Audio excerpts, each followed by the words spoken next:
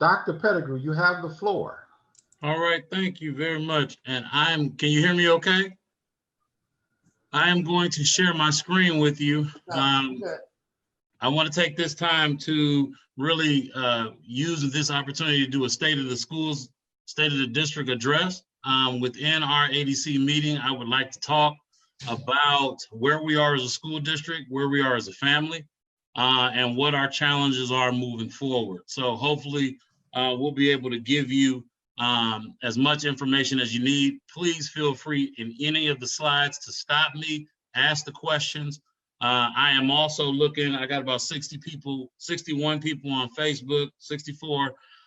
They're on Facebook right now. And if I see questions that are pertinent to what we're talking about, I will fire off answers to those as well.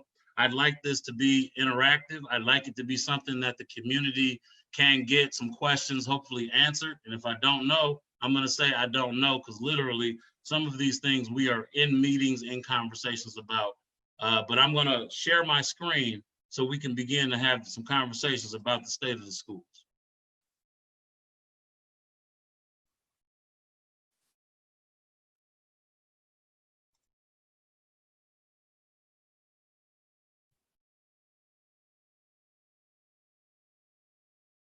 Can you see my screen okay? All right, perfect.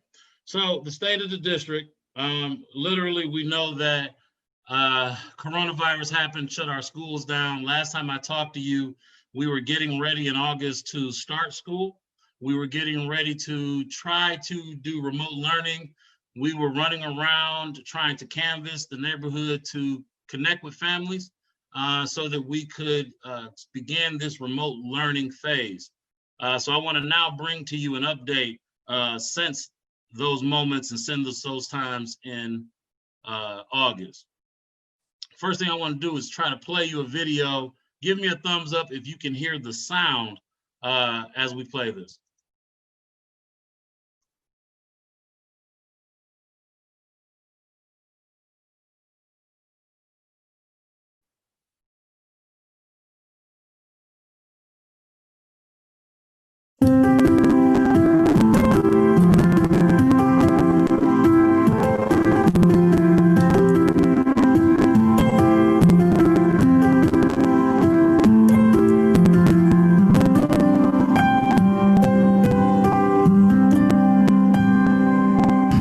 Biggest number? What is the biggest number you see in this number sentence? Kyla. 5. Good, so think about that. They're gonna start with this bigger number first, and they're gonna count on 2. So they have the 5 balloons first. 5. Perfect, thank you. Go ahead and mute yourself so we can finish this video. So we're gonna take our hand and say 6 and cover that big one first. And then we're gonna count on 7, 8. I'm gonna show you, I have 2 screens. Let me show you what I just did. Did you just count all the pizza slices or did you work on the new strategy? You counted all of them? Perfect, we're gonna- I counted them. I was trying to say 7. Well, that's perfect, then you got it right. Here's what I want you to do. Everyone, I want you to take your blocks. If you don't have your blocks or chips, go get them. I don't think we just went over 3. There was quite a long list that we covered. It was 10 of them. No, it was 12 of them. Oh, you guys are getting close. 20. And who said 20? Me. Tell me who me is. Remember, I'm sharing my screen. No. Remember, what's that one word that we talked about when people work together to help each other out? 10 extra credit points for whoever can tell me. Starts with the T. Teamwork. Who was that? Cameron. Thanks, Cam. 10 points for Cam.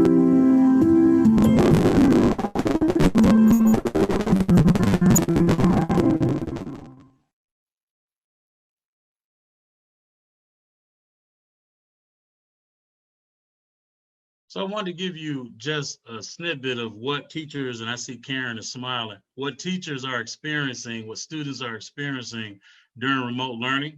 Realize that this is something that we've never done in East Cleveland before as a district.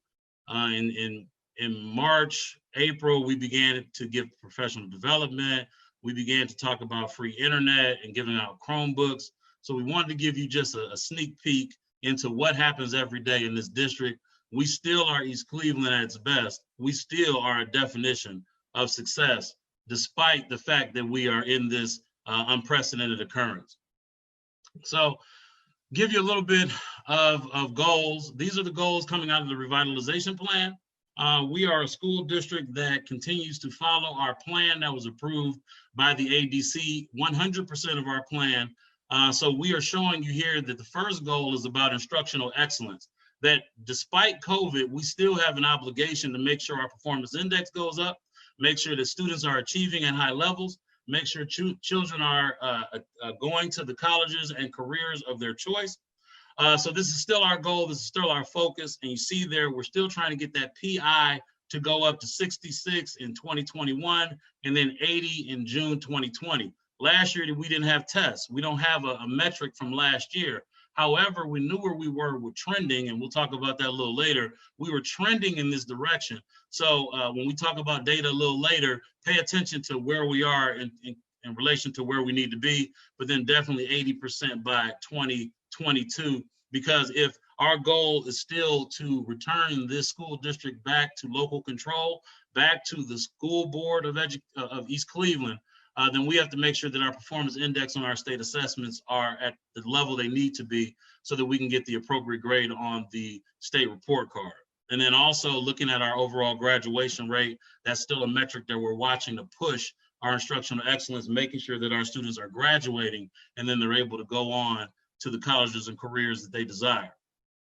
Our second goal very quickly is supportive environment. So you're talking about mental, physical, emotional safety. You're talking about PBIS, mindfulness, deep engagement of students. And how do you do that in a situation where you don't get to hug the children and touch the children and tell them that you love them? That was our bread and butter prior to coronavirus. How do you continue to keep children connected to the work and to education? So that's one of those questions that we're continuing to work on in this goal number 2. We're measuring it by our Gallup polls. We'll be pushing out this poll probably within the next 30 days or so to grades 5 through 12, looking at engagement and looking at hopefulness, not just in East Cleveland, but compared to the entire nation, trying to make sure that our children have the same opportunities and they feel hopeful like other students nationwide. And this should be review information. These are the same goals that we talked about from our inception. So we're continuing to stay the course. Despite coronavirus happening, we did not shift our focus. We just shifted what we needed to do within our system to accomplish the goals that we have already set. And goal number 3 is community engagement. We know that community engagement is going to be the link to our success. We know that working with families, community agencies, working with partnerships is going to be how we revitalize our district and how we create a rebirth of an American school system. And one of our metrics that we're looking at in our district initiatives this year continues to be chronic absenteeism.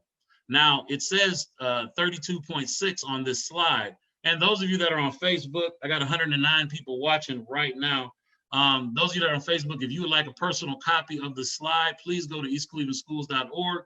And as soon as you open up that website, the first thing you will be asked to do is look at this presentation. So it is there for your view and for your consumption. But I would like to also say that the chronic absenteeism rate previously was 46. So we did cut that last year down to 32.6, but that's not satisfactory. We know we still need to push it below 20%. And that's going to be something we watch, because community engagement, we can have a lot of people working on a lot of different things, but if the students aren't engaged in the instruction and they are not graduating, then all those partnerships don't matter when it comes to the students and how students are being successful. So chronic absenteeism rate becomes our measure with community engagement. This is a familiar slide. We've updated it from the last State of the Schools.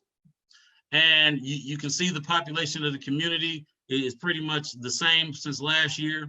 I'd like to focus your attention on district enrollment. The 2021 school year, you see right now we have 1627 in terms of enrollment. That is a reduction from last year.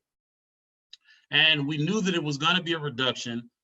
Once you take out the 179 seniors, we knew that there was still going to be problems with enrollment. And we knew that we were going to have issues with attracting students during COVID to enroll and invest in new systems. People aren't moving, people are becoming stagnant. So we see that we have suffered a reduction in students as a result of the coronavirus. I know that outside of the 179 that have graduated, 30 students right now, we're trying to verify their residency and they have some influx in enrollment. And then there are about 30 students that we can't find for the life of us, whether we canvass, whether we call them, no matter what we do, we cannot locate those families. So that's something that's a concern to us, and we're continuing to problem solve. So I wanted to bring that to your attention. We're right now at 1627. But this conversation has to be given in a broader context. So when you look nationally, and this is something that was just posted on October 9th, I literally screenshotted off my phone from NPR, but enrollments are dropping across the country as a result of coronavirus. And when I say that, you can go here and look at this site, you can look at other studies that are now starting to be released at this early stage of school this year. And Orange County in Florida, they're missing 8,000 students. Missing, they don't know where the students are. We have about 30, they're missing 8,000. Miami-Dade County is missing 16,000 students right now, according to this report. Los Angeles Unified is the second largest district in the country. They're missing 11,000 students. And Charlotte, Mecklenburg, and in North Carolina, they're missing 5,000. My point is that we are in the coronavirus crisis is an enrollment issue. It's a registration issue. We have billboards up. We are at gas stations. Choose EC, YEC, we're pushing those things. We've retooled our registration process, office, system. However, we do know that there's a national context that we're fighting against. And I needed, in the state of the schools, I needed us to be aware it's not East Cleveland, it's everywhere. Students are missing because of the coronavirus.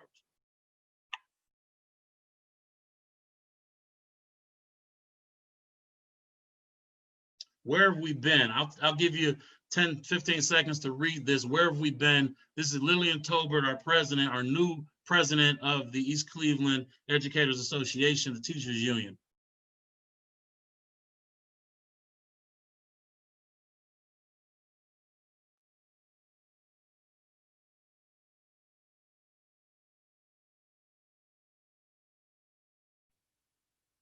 So clinging to grasp students and make sure students are okay, making sure their social emotional needs are being met. The teachers are also trying to switch and transition from seeing children every day, being able to give them that one-on-one attention, to doing a digital learning environment model because of our conditions in terms of health. Our road to recovery to date, we continue to go. Remember, we right-sized back in the spring. We did a listening tour. Right after, midway through the listening tour, the governor closed schools. So luckily, we were able to get some information about closing schools.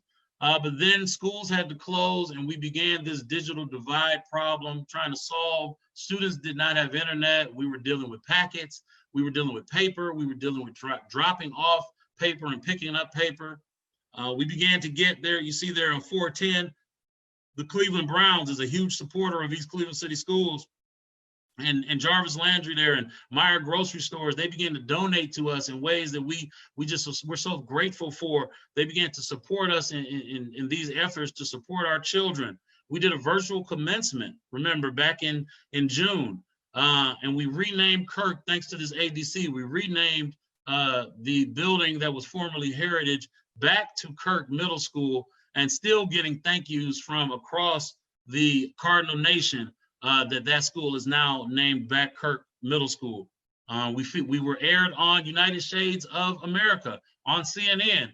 As an ADC, we brought the world into our universe and showed them what East Cleveland looks like and what we're trying to do here.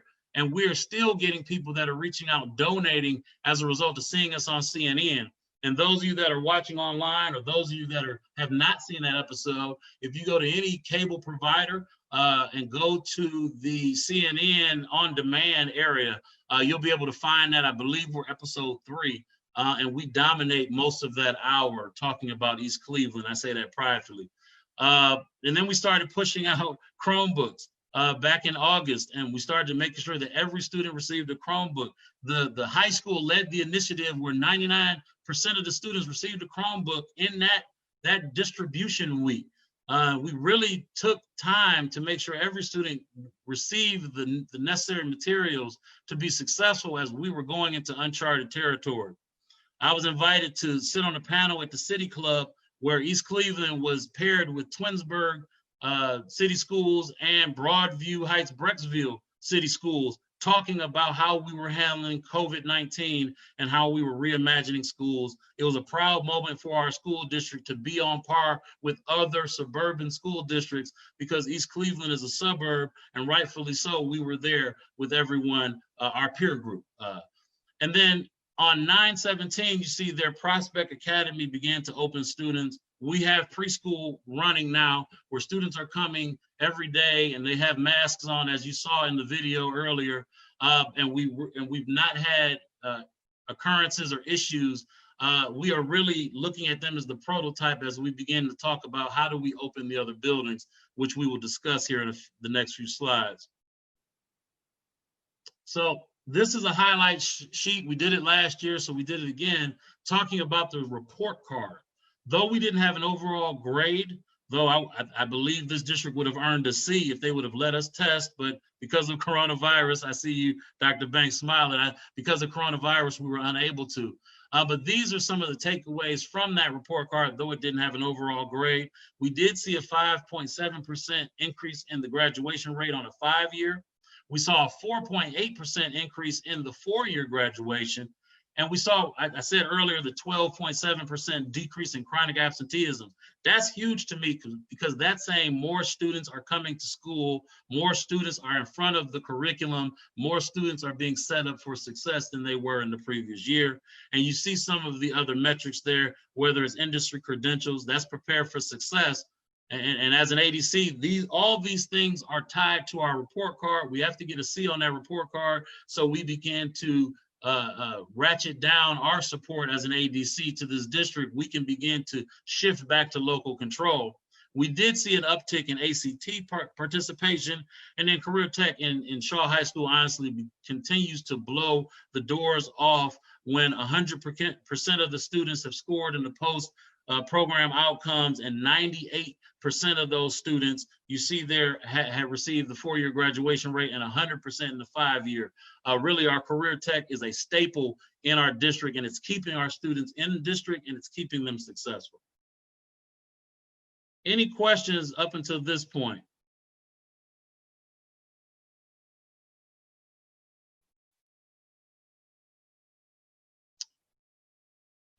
On the City Club interview, I made a statement.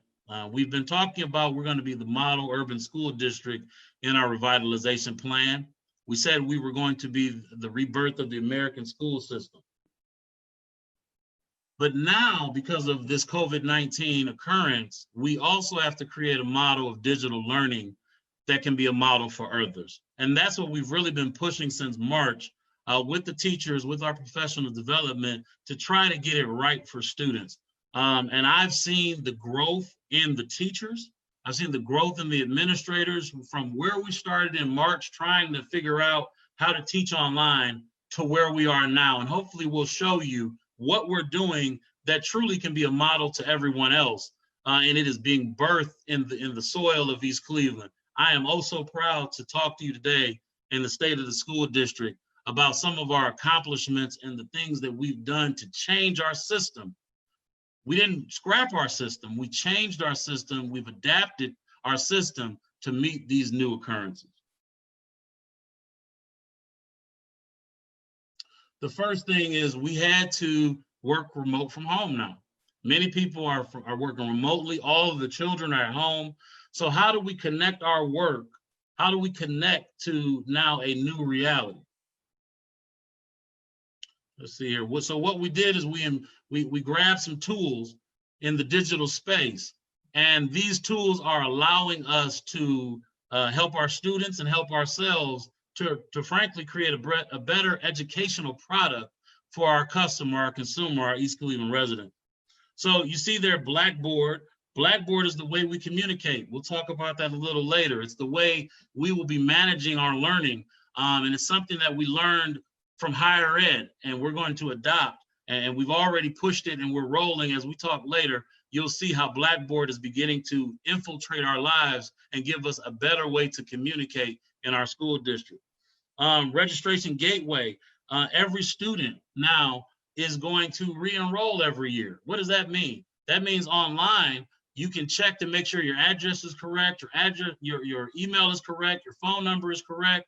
Those issues that stop us from able to connect with parents or connect with families, now families will be able to update that information and get some verification electronically. No longer will we need to do that paper and pencil, although that is an option for those families that need it. But now we'll be able to ensure when we register, names will be spelled correctly and data will follow children in the right way. And this is a big step in our district to move into what is needed in education in 2020. ML work orders is something for maintenance and technology issues. We didn't have a way to, a teacher couldn't say, I don't have a pencil sharpener. And they couldn't put it in an electronic ticket and then get notifications that that issue is being responded and that the issue has been resolved.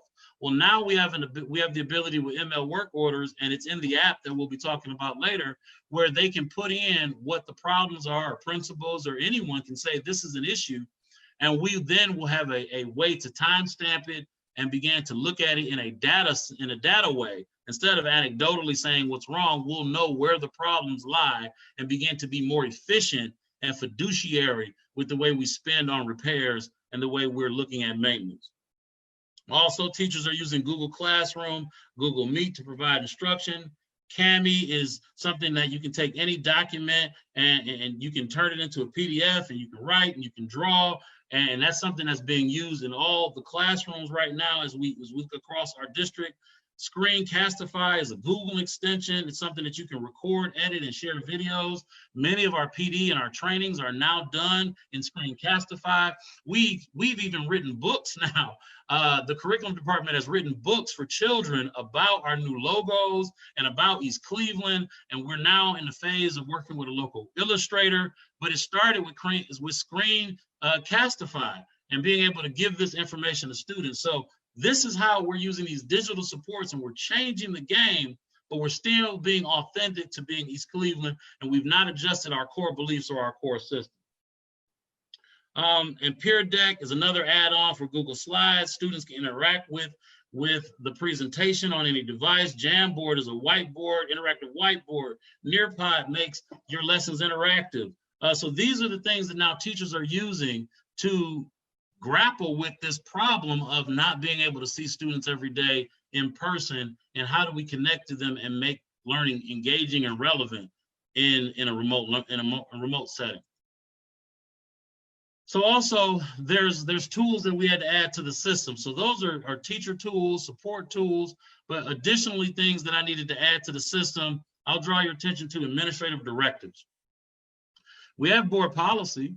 We have guidelines and things that we use to align our work.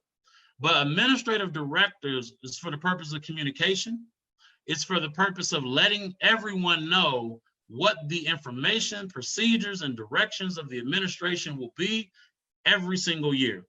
One of our problems in this district is you just didn't know. You didn't know, looking at administration, depending on what administrator you talk to, you could go through back channels and get things done. So this is a way for us to normalize our system, and it's on the website right now. If you go under I believe if you go under departments, go under the CEO, you'll see the directives and they're spelled out. It's to increase staff awareness and understanding. It's to enhance our communication at whole. And it's also for me, a way for me to discipline folk when they don't do what they're supposed to do. Because one of the things you have to do if you're going to run an organization is people have to follow the rules. But what happens when there aren't any rules? Or what happens when there aren't enough rules? So administrative directives is something that I've pushed into this school year to make sure everyone is doing what we need them to do, so that we can tailor our integration and tailor our specials and our programs specifically to the students. And it has to be done with fidelity. It is expected that everyone, these administrators that I speak of, they're responsible to prepare and revise directives. So when there's an issue in a department and for some reason people aren't doing what's needed, you have to write a directive. And the directive now then goes into my directives, and they are CEO directives. It is not that person asking you to do it. It is the CEO now asking you to do it. And it comes with a different level of consequence if you don't get those things done. And we have a distinct process for how administrative directives are created, revised, and how they are distributed throughout the district. If you go on the website again, you'll see them there. And the administrative directives already, every year we create a new set of directives based on what we're dealing with. So in this set of directives, you'll see online, and for everyone, all 127 people on Facebook, you can go on and see the general administrative directives talks about how we create directives. We feel that it's important that you know how we come up with these things. Then the very first one we created was student attendance. Remember back in August, I told you that we were canvassing, we couldn't find students. We were struggling to make connections with everyone. We built an administrative directive that you can click on and see there that tells everyone how we're going to make sure that we have an account for every student. Then there's a communications directive. When it comes to what color the school logo is, which logos to use, who can use the logos. We're now trademarked logos. We're not going to do any more of this bootleg in the cardinal anymore. We are now an official brand. We've created official logos, and those logos have to be distributed at the express approval of myself and the communication department. We're cleaning up all of our forms, because before this, we had a hodgepodge, depending on who was using forms, logos, images. It was just all over the place. It just made a bad look. It looked like we were a pickup game of basketball, not an actual organized team. So we really needed to make sure that we created a clear manual on how we communicate. What color red is cardinal red? What color white do you use? And how do you get things approved? If you need video, if you need things printed out, now we have a rules to the road.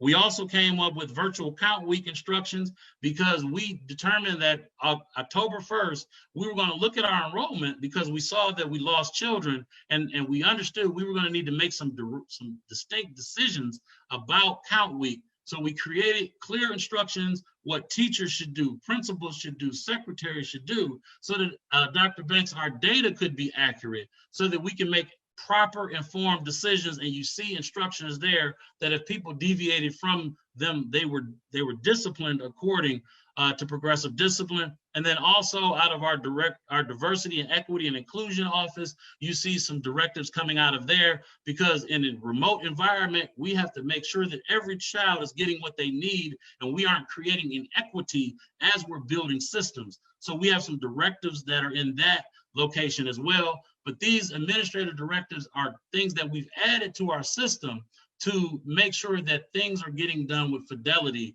so that we can make sure we can accurately assess, are we getting better or worse? Our 3 goals.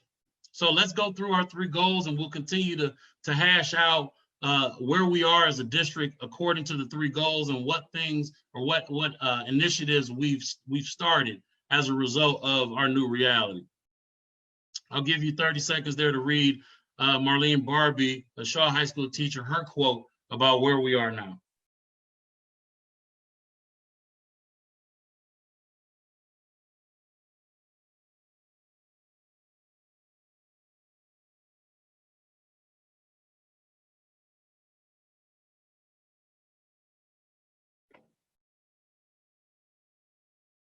So again, I wanted to give you voices from our staff, voices from our teacher.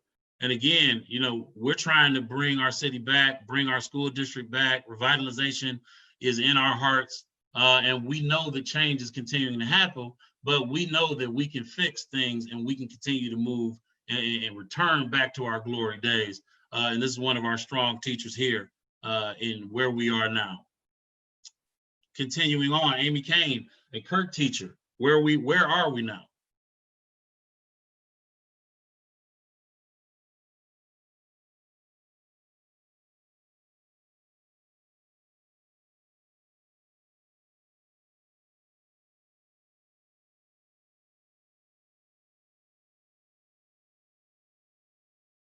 Our teachers are working hard. They're proud to be a part of this family. She speaks for so many of the teachers where they're loving on our children from afar. And I am so proud of our teachers and what they're doing. Everything we've thrown at them, they've taken on and they've tried to do, because they understand that it takes a team and it takes all of us to make this work. We are still striving to be a learning organization. So we're still using this chart. We're still trying to figure out, as a guiding metaphor on the right hand of this chart, how do we stay at the top? How do we not go down to being a warehouse or being a factory or a prison? We've been there before. So our goal is still, in instructional excellence, how do we continue to treat children as volunteers, even in a remote space? It's not being, how do we not mandate it or force it, but we have people that the children want to be engaged and they want to sign on because of the work that's being presented. So that's still a struggle, and we continue to put that in the front of our thoughts and our conversations. Our attendance rates right now, and they're as of early October.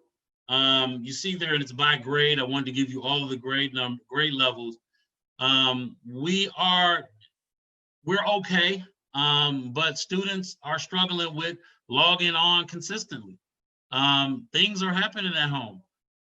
Things are inconsistent with students. So despite the challenges that students are facing, we're still seeing students show up at the rates that you see there.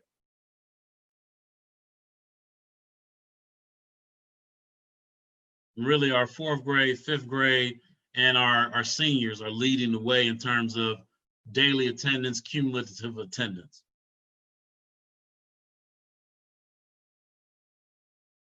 So we are still doing our informative assessments, our illuminated assessments. We're calling them pre and post tests right now. Again, Dr. Banks, until we get more data, then they will shift into other meanings. But right now, they're strictly being pre and post. And this is what's happening as we look at September and October. We're seeing that students are not doing, they're taking pre-tests at a higher level than they are taking that post-test in terms of definitely English language arts. And that's a concern. We'll talk about what we know we need to do to fix this, how we're already thinking about this, but this is a result of students struggling in the remote environment. This is a result of where we are in terms of the pandemic. So we are collecting data, but this is also, I don't have confidence in this data because there's some participation rate issues. There are some students that have not taken the test because they've not logged on. They've been in class, but they just didn't do the test. There's some issues with this data, but definitely it's concerning when you see all of those red arrows going down. Math looks a little bit better. Math we know is better because if you can remember back in the winter or the late winter, we talked about math was a problem. So we began to create interventions and strategies for math. And now the teachers have received professional development on math strategies and concepts. We see better instruction that is happening and better results on the tests as a result of that. So we were looking at math, paying attention to math. We now also need to swing back to reading and make sure that you got to look at both all the time, because as soon as you look at one and not the other, it starts to dip. So we're encouraged by our math scores this early stage. However, we know that reading, and think about trying to teach reading in English language arts on the computer.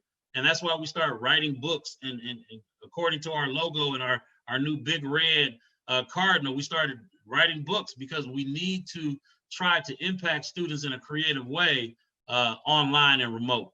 But those are your math and your reading scores to date. That's based on the first 2 cycles the first two 20-day cycles. And again, you saw those numbers ever present are our goals. This is where we need to be. We're nowhere near. But last year, before coronavirus, we were trending somewhere in the mid 60s as a district, and we know that primarily we're African American as a district. So you see that we were really close to those goals in terms of African American, but all students, that's still the big goal that we have to get to. But these are ever present before us, and I just gave you how we are doing to date on math and reading, knowing that only a couple of standards have been addressed. Those numbers that I gave you on the last two slides are not the entire school year. They can't be used to create summative assessments, but they definitely are data points that we're going to be using as we walk through the school year. So that's instructional excellence. Well, how are we supporting students in this new environment? So we do have our 4 E's, and these are the 4 E's, and then the supportive excellence committee group, they've also started to carve out what do those E's mean in terms of how we're responding to students. So we're with empathy, we're going to focus on conscious discipline. With equity, there has to be a tiered level of support. Excellence, we believe, is in our positive relationships, how we deal with our children as people. They're not widgets, they're not people to talk down to. They are the next generation, and we need to honor them and respect them. And then the 4th E that we've added is emergence, because we know this community and this district is emerging. It's coming out of something and it's going to another level. And we emerge using our inclusive practices, knowing that there are students that are going to come into our district that struggle, but through some of these that you see listed here, we're going to begin to give them the tools and the equipment to deal with the issues or the deficiencies they may have, and then really be able to emerge and be successful in the college and career of their choice. I want to pay attention to everything you're seeing is tied exclusively to the revitalization plan. We're not deviating from our message. We're staying true to what we said we were going to do back in June of 2019. We're still all about the students. Here to our employees, and that stay in the game. You'll see more about that. The Browns, they really have loved Northeast Cleveland and provided so much for us. And you see our teachers are staying. They have the stay in the game t-shirts. Really, that's our message with children during coronavirus. Stay in the game. Don't give up. Don't log out. Log in every day and stay connected, because it's really hard when there's a lot of other things going on in your life as a young person to stay connected to that computer, to find somewhere quiet to be able to get the information you need to succeed in life. So we're still focused about our children. Still using our signaling system. I showed you the data before.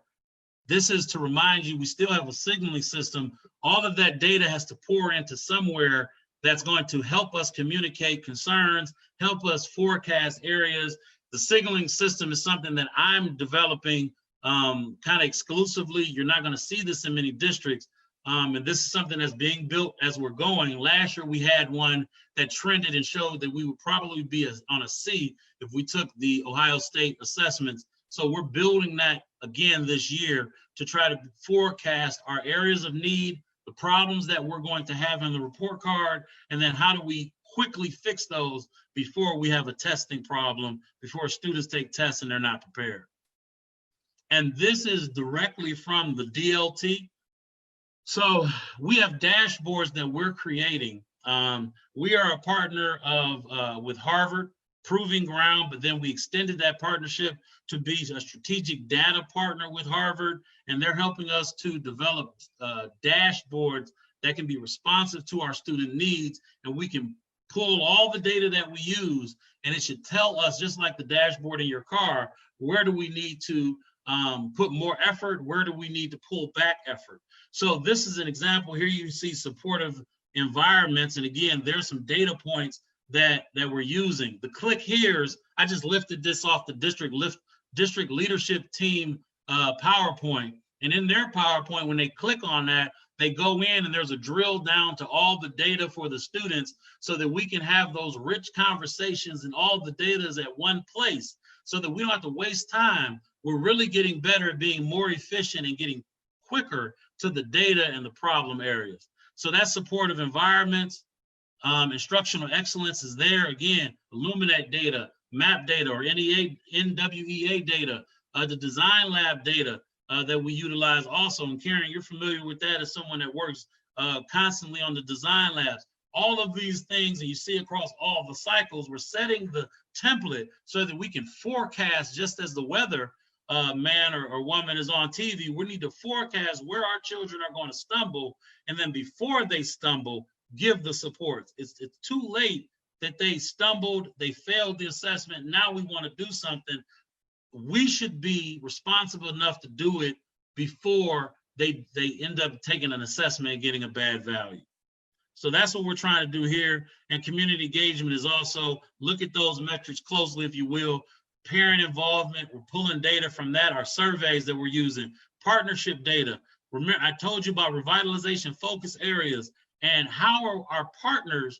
We're going to look at if you have a group of students that you partner with this district and you said that you're going to help those children get better, we're tracking the data of those children. And if that partnership is not yielding better student outcomes, then we're going to have some conversations about either changing that partnership or eliminating that partnership.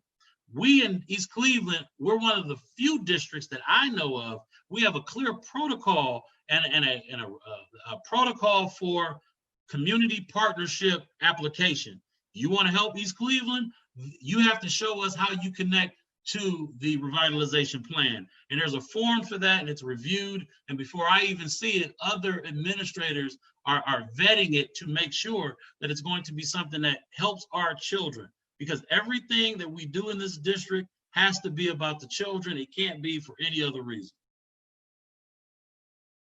Chronic absenteeism, obviously, we've cut that rate. We're continuing to cut that rate. But now we want to talk about, well, who are the children that are getting intervention, without intervention, and the nuance of the data. We're getting closer to the source of our problems so that we can target interventions. This is what hopefully you'll see in those last three slides. So this year, we are also continuing to grow together. Every 20 days, we have lead and learn days where everyone in the organization is encouraged to learn, or either you lead a professional development or you're learning from a professional development. So what you see here are some of the examples of the books, and they're different from last year that we're using with different stakeholders to begin to get better as being educators. So you see there now that we have all of these learnings are being facilitated by East Cleveland City Schools teachers, principals, leaders. But some of these books, you see them there. I'm going to deviate real quick from State of the Schools to give a proud moment for one of our administrators. Tisha Fitzgerald is our Director of Human Resources, your Director of Human Resources. That book at the bottom there, Anti-Racism and Universal Design for Learning. It is a #1 bestseller on Amazon, I believe, for educator professional development. It just released over the summer. Your very own Tisha Fitzgerald has written a book that I saw tweets from people in Ireland doing book studies on this book. I'm telling you that's a book that's cutting globally. We have her in East Cleveland. That's one of the books that we're using about how to honor students, how to respect students in the process of growing them as a learner. And then also we have the renowned author Anita Archer. She's working exclusively with East Cleveland. Other districts want her, but she has made a commitment to this district about explicit instruction. And you see a text there where she's working with our teachers. And how is that going? Karen, can you give us a visual? Is it okay? Those Anita Archer explicit instruction, only East Cleveland teachers can benefit sessions. How are those going? They're going quite well. We meet with her on Tuesdays and Thursdays. Our curriculum department meet with her before the PDs, after the PDs, and in between via emails. Teachers are beginning to implement the skills that they are learning. It is specifically tailored to our district, as Dr. Pettiegrew has articulated, and it embeds our revitalization plan within her instruction. So it's going quite well. Yeah, thank you. One of the comments I saw on Facebook is, do we work with other districts that are excelling? What our plan was in the beginning of the school year, we actually partnered with a district in Alabama, I believe outside of Birmingham, a district that went from a F to a C on the local report card within 2 years. They were someone that we had a trip planned. We were going down there and finding out how they did parental involvement. Actually, that was our big issue with that trip, and trying to see if we can learn how do we get better at community involvement. We also were going to another school in Atlanta where we were trying to learn some instructional strategies. So absolutely, we reach out to every school district that we see that's moving the needle. But what we found, despite the data that we see, we know our system and the processes that we are employing, they will yield the growth. They are model and tested and proven strategies. We just need some time so that those things can take hold. We got a little setback with Corona. So the answer to that question is we do seek out all others. But what we found is we received many requests statewide, even in Ohio, for how we're doing so many of our applications. Let me give you one in case in point, the book study that the Board of Education has employed on. I want to give a kudos, a shout out. I'm so happy that the Board of Education of East Cleveland has been revolutionary, really. And the books that you see on the screen, they are also going through those books as a board, so that what administrators are learning, the board is actually learning as well. My hat is off to the board. Not many school boards do that, conduct book studies where they're learning and grappling, and they do it on Facebook also. Please go to Facebook and go into the archives and see that our board is doing that. And that's one of the ways we're leading. So we do look at other districts that are excelling, but we do have some unique contexts here that there's only a few districts that are similar to ours that are excelling. So we do look at that, and we look at the research. And then all stakeholders are participating in the professional learning. We are now setting stage, even with our getting back to opening schools, that the custodial staff, the classified staff, they're going to be going through learnings on how to clean restrooms and how to clean classrooms in COVID, and making sure that there's a standard measure of care that we give to every space that our loved ones are going to be in. Loved ones meaning our teachers, our staff, and our children. So we will continue to become a learning organization. We're not there yet, but we continue to push in that vein. And now everyone is doing it, whether it's the administrators, the teachers, classified board members, they're all pushing to become a learning organization. One of the things that I wanted to talk about also and bring back is the Maniac Pledge. The Maniac Pledge is something we talked about last year. And in our inner workings of this district, we fuss and we get frustrated about these things that you see on the screen. And we're constantly trying to push that the adults in this district, you're responsible for taking action, asking questions, getting answers, making decisions. Don't wait, don't wait, don't wait. Right now, my mantra is do not use the word wait. Don't tell me who you're waiting on, because that's the next person I'm about to talk to, because we're not allowed to wait on others. It needs to get done now. Our children need more than for us to be waiting on other adults. So if you sent an email, you got to get an answer. It's not enough to say, well, I did it. That's compliance. Engagement makes sure that whoever you're talking to is having a two-way conversation with you. You aren't just, CYA and trying to keep your job, to be honest. We're making sure that we're doing things for children, not doing things for ourselves. Mm-hmm. District initiatives. Here's a listing, and some of them I mentioned, but just a listing of the initiatives that we're still pushing on, we're pressing on, trying to do it in a remote learning situation. We still have the 20-day, still doing short cycle assessments. We're not proud of those results. They're the beginning. We're moving forward, and we have strategies to address it. We're still looking at trauma sensitive, mindfulness. How do we make sure our children are okay? during this time period of remote learning. Computer science is heating up. We're talking now about gaming in some conversations and really looking at what Ms. Colson does and going deeper and further, and how do we get more children involved, since it really is something that can economically benefit children and families.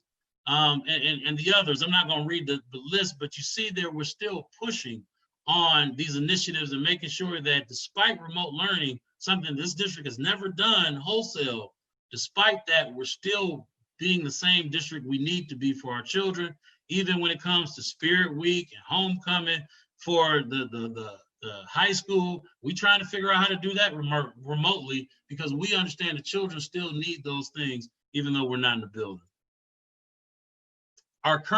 So this slide talks about partners that have been pushing, and we've been pushing, and we've been doing more, and things have been growing.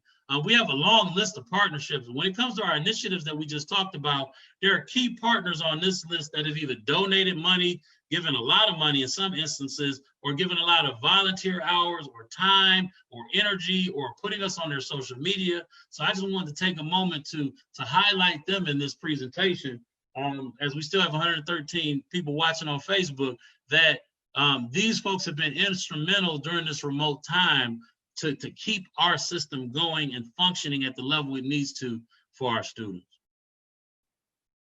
20-day cycles, I added this, ADC members, for your understanding and information. Again, this is the October 20-day cycle, and then the November 20-day cycle, letting you know what happens and when. We're still moving 20 days at a time, and we're still making sure that we adjust each of those 20 days. So we wanted to make sure you had examples of the current calendar and the next calendar for your review. Design labs, we've talked about that before. We currently are still doing design labs, and that has been a big piece of how we've been able to keep everyone cohesive and keep our lessons moving in the right direction for students. We do that through connecting with teachers on a regular basis through design lab.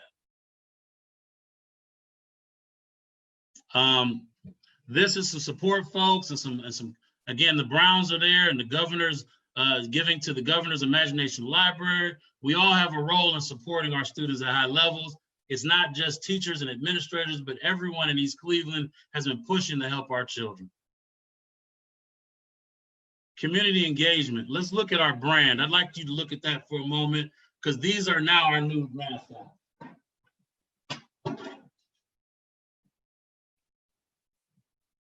So when I talk about the 4 E's show up in our new logo, the big red. You got big red, you got little red. Now, this was a product of we surveyed the community, we went on Facebook, we did robocalls, we asked, there were other names that they wanted. Big Red became the new name of the Shaw Cardinal, but there's some meaning behind the new logo. And I want to remind those that are watching or listening that prior to this logo, we had the Cardinal logo from the Arizona Cardinals, which is an NFL football team. Then we tried to change one feather or add a feather. We needed our own logo. So our communications department, who made up of alumni from Shaw High School, created these logos, and they are progressive. As students go through the district, they adopt the logos of the growing Cardinal. And you see, we are east facing because we are East Cleveland. We are rising. We are, as the sun rises in the east, so do we as a district. And then you see on the top, there are 4 feathers that represent those 4 E's of our revitalization plan. So even in our logo, we have put in our revitalization plan to make sure that we stay true to our plan 100%. I'd like to also say with these logos, we also are now opening up, we're in the process of opening up a Big Red Spirit Shop at the entrance of Shaw High School, where community members will be able to buy merchandise for the new logos. We're going to do old logos. We'll do street names. We'll do all types of creative products that people can enjoy. We'll also make an online web presence store as well, so that we can do it safely, contactlessly. But we do understand there's a need for merchandise. So many people have the old merchandise, and we want to push out new merchandise with the new messaging and the new imaging for people to enjoy. We're by the numbers in this district, so even with our community engagement, we're looking at our numbers, and you see there are some numbers looking at Facebook, LinkedIn, YouTube, and our website. We're looking at these numbers, trying to always find out how do we drive more numbers, how do we drive more people to our content. Even when I gave you a copy of this website or a copy of this presentation, I gave you a link to the website, driving you to the website, making sure that we are tracking how people are engaging with us so that we can make sure that we serve the needs of the community. And we're going to continue to talk about that in the next couple of slides, but making sure that we're everywhere all at once is an important thing here in East Cleveland. So I'd like to also talk about the new app. ADC members, Facebook friends, we do have an East Cleveland app. You can go to your smart device store, the Apple or Android, type in East Cleveland City Schools, and you will receive the East Cleveland City Schools app. From that app, you can then, you don't have to have Facebook or Twitter to see those accounts. You can see everything that we're pushing out, all the notifications. You can see our website, you can see resources, you can see all the information at all of the schools, robocalls when they go out. If you have the app, it'll do a push notification also to your phone, your watch, all of those things. So now as a district, we've modernized the way we communicate. I encourage everyone to grab the app, because through the app, you'll be able to navigate to all of our content that we're pushing out across all of our platforms. So please make sure, it really has to be a smart device. If you don't have a smart device, there is a way that you can go in through the web, and that information is also available on our website to find out how to go outside of a smart device. Okay, so now let's talk about what's next. Talked about where we've been, where we are, what's next. And what's next, we looked at the data. We saw that our students aren't doing well on the online experience. I know we have to be safe. I know we have to deal with the health concerns, but our students are struggling academically. Last month, I met with the CEO Advisory Council, a cross-section of students. I met with them on Zoom to talk about the challenges of working remotely. And I have straight A students saying, well, now I'm getting A's and B's. I'm not getting the grades that I used to get. I'm struggling with transitioning from the online. So listening to that and hearing from the families that call into the district, we started to talk about how do we start our district back up? How do we come back to the buildings? And how do we give those students that desperately need that face-to-face help, how do we do that in a safe and socially distanced way? It's a little bit of wording, but I did that so that those that are looking at this at later times can read content.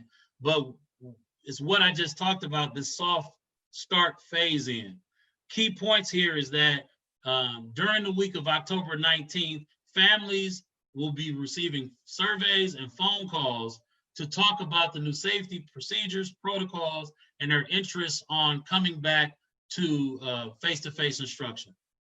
So families that are listening and those that will watch this recording, look out for some surveys and some comments and some inquiries on October 19th that week. Sometime you should be hearing from us. If before that happens, I would encourage you to check with your school to make sure that your phone number is correct in our system, your address and email is correct in our system, because all of these notifications, all of these surveys will be going out of our Blackboard app that I just described. And if you don't have your right contact information in there, we won't be able to give you this critical information. So please verify with your teacher or with your school principal. The address that we have in Dazzle or Progress Book is something that you want to ask for. Dazzle or Progress Book, what numbers do we have and what emails do we have, so that we can make sure that that's cleaned up prior to October 19th. And then after that, school visits and parent orientations will be conducted the next week. That's where we're going to open up the buildings, and we're going in a scheduled, structured way.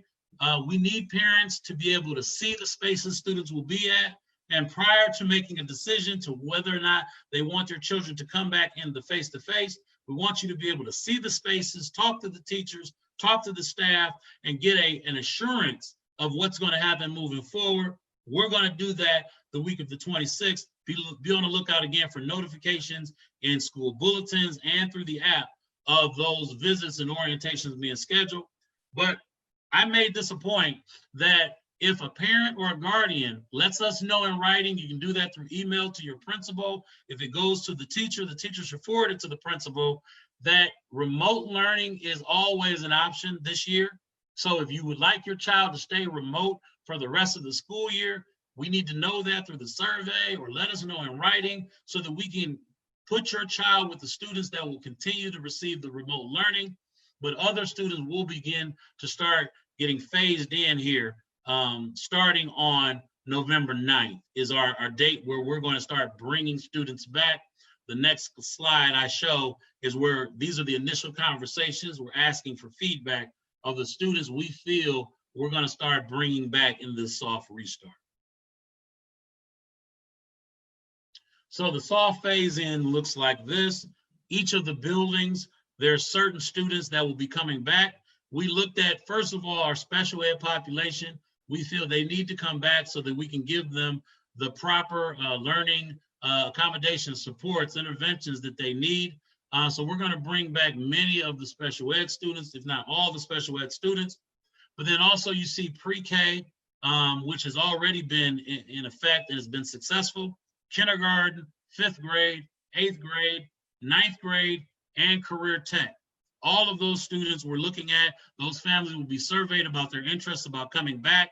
But if they let us know that they would prefer their child to stay remote, that option continues to be available. But you see, we will start the soft restart November 9th with a hybrid model, red days, black days, prepping up for full phase in, all students back second semester, which is in the 1st of January after winter break.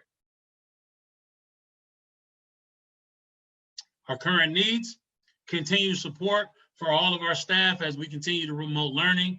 It's difficult for our students and our families and our parents.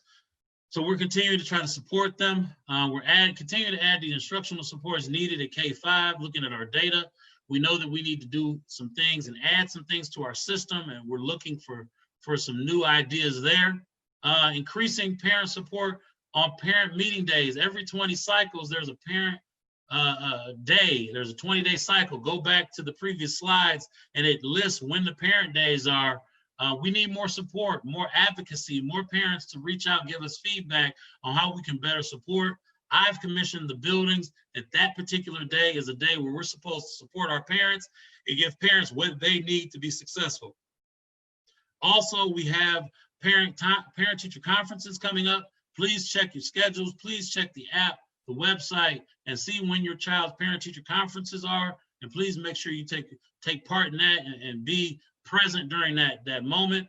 Mentoring for Shaw and Kirk is always a thing in our district where our young people, as they are going through adolescence, they need role models. They need guides. They need people that can take them by the hand and help them through some of the nuances of life and academics. So we're always looking for people that would like to mentor. If you'd like to mentor our students, please reach out to the Shaw or the Kirk principal. Shoot them an email, send them a phone call, and let them know so that we can see how we can make some type of arrangement. And then also download our app. Before the end of this meeting, I would encourage everyone that can hear my voice to download the app. It is going to be the way we push everything out now moving forward. It's something critical as we are supporters and contributors to the school district. Continued support for our partners. We showed you partners that were working in unique ways earlier. These are the rest of our partners that continue to support us, continue to help us, train our teachers, lift us up, encourage us, and give us advice, tools, and give us leadership in areas as we're moving forward together and we're revitalizing. Continuing just more and more people that are stepping up. They're filling out documentation that says how they're linking to the revitalization plan, and they've stepped forward to be partners with us. We want to thank all of these entities.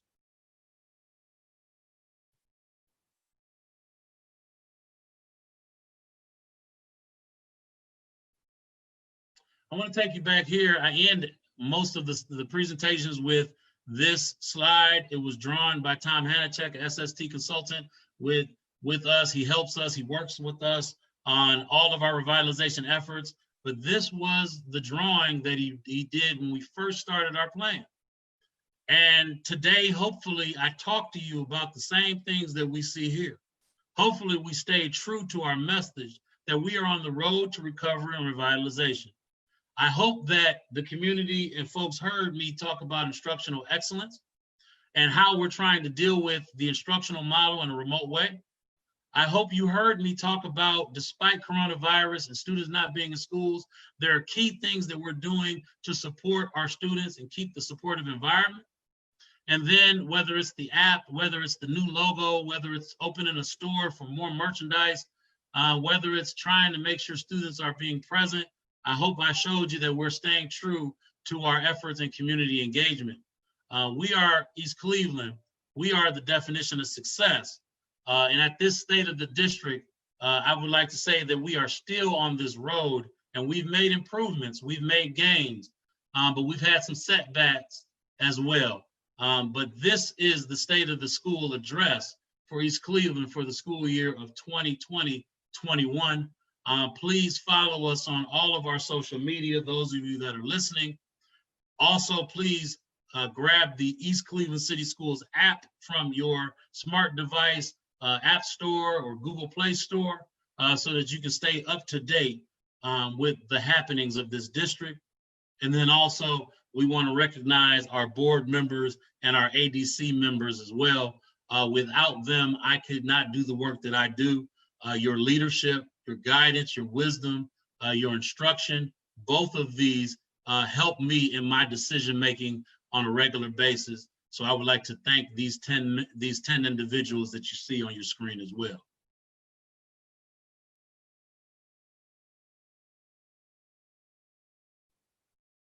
And with that, Reverend Miller, that is our State of the Schools presentation for East Cleveland.